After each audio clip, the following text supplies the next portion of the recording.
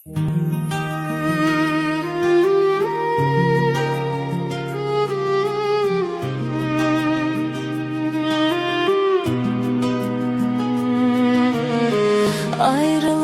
iskili var, qəmi var.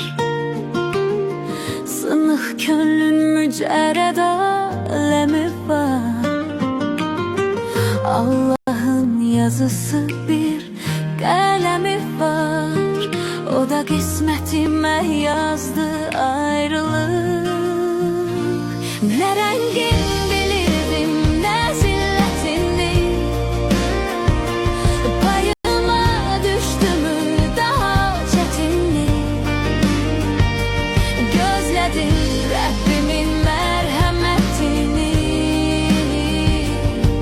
Dedi sənə bu da azdı ayrılıq. Hakim eylədi boynum qılqalda incə. Ağladaraq yol vermədi sevincə. Müxtəsəri ayrılmağa gəlincə. Rəbbim yazdı, Rəbbim pozdu.